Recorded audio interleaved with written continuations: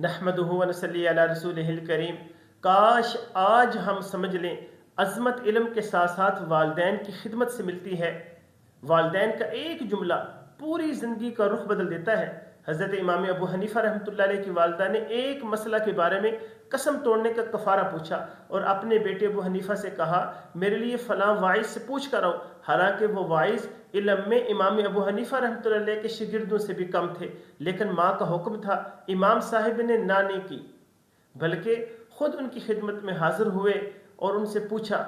Wise कहने लगे, इमाम साहब जवाब तो मुझे नहीं आता, आप ही मुझे बता दें। इमाम साहब ने जवाब बताया और इन वाइज साहिब ने वही जवाब इमाम साहब को बताया और वापस आकर इमाम अबू हनीफा रहमतुल्लाह अलैह कहने लगे, अम्मी जान इन साहिब ने यूँ फरमाया है, और वालदा खुश हो गई। ये है माँ का मकाम, कैसे इमाम साहब ने माँ के हुक्म को अच्छे तरीके से पूरा किया। इसी तरह एक और वाक़या आता है कि काजी हैवा बिन शुरेह लोगों के फैसलों के लिए बैठे हुए थे, वक़्त के जज हैं कि अचानक वालदा आकर कहती हैं, बेटा मुर्गी को दाना डाल दो।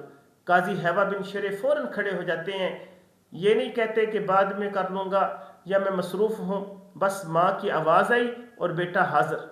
याद रखें, वालिदैन के साथ हुस्न सलूक से वो इल्म, इज़्ज़त, मकाम हासिल होता है जो इंसान अपनी मेहनत से नहीं कर सकता।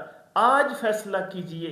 याद रखें, माँ बाप के एक बुलावे पर फ़ौरन लब्बैक कहना, यही असल में कामयाबी है। अस्सलामु अलैकुम।